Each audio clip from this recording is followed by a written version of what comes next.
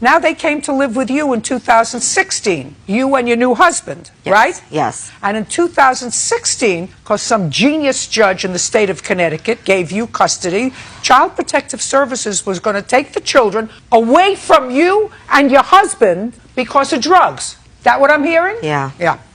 And in 2013, 14, and half of 2015, were the children ever removed from your custody by Child Protective Services? No, they were not. So let me see what I'm getting from this story. What I'm getting from this story is you got married to him when? September 2016. And all of a sudden, from somebody who had no custody of her children for at least 2.5 years, and there were no problems, 0 problems with Child Protective Services and their father, don't shake your head.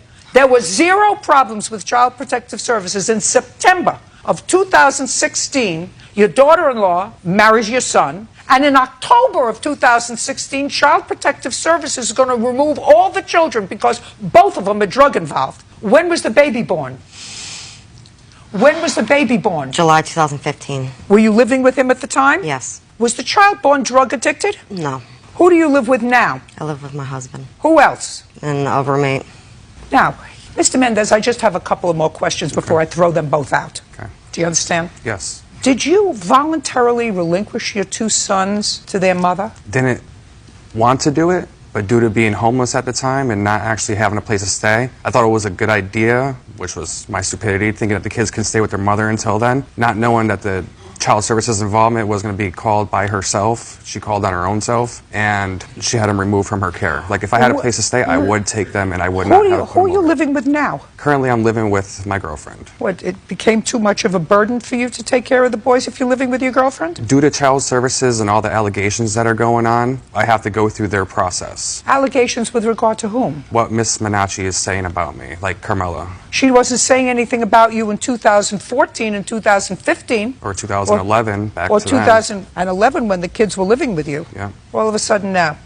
Well, somebody in Connecticut should take a real close look at this case. As an old family court judge, there's a lot more here than meets the eye, and I certainly believe your 10-year-old would do better with a non-drug involved parent than would do in a therapeutic foster care situation in the state of Connecticut. Now, Mr. Mendez, have you visited your 8-year-old boy? I have seen him last month. He actually came to my job, and I went bowling with both my kids. Who brought him to your job? Child Services. And also, from my understanding, I got a call from Child Services last week, which stated that Miss Nancy Menacci can no longer care for my 8-year-old, that he was supposed to be picked up yesterday. I still have him. Your case is dismissed. You have no claim against him. 0. Nothing. Nada. Very sad. Very, very sad. Did the courts in Connecticut assign a lawyer to you? I haven't had one yet, no. Your Honor, What? the facts of the case are wrong. Good, listen to me. These are the basic facts of the case, Ms. Menacci. Basic. That at least going as far back as 2014, he says before, these 2 children lived with their father and an aunt. They only lived with the father and the aunt for a couple of months. No, that's not what she said. She said that they lived with their father. They lived with him, but he Oh. just moved to Connecticut and stayed with his aunt. Oh, well, I don't care. But they lived with their father, not with their mother. And they lived. They came to our house in 2015. Not 16. So they lived with us for over a year. Carmela and Stephen and me, my husband, and the kids. They lived with you for over a year while they were drug involved? No, they were not drug involved at that time. I would not have that in my house.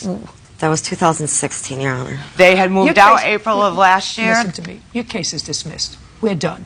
This is a family court matter, and somebody should take very, very close look at who is going to be the most appropriate parent to raise these 2 little boys who are 8 and 10 years old and probably shouldn't be separated. It sounds to me as if most of their lives they lived with their father, who I see visually actually no evidence of drug involvement.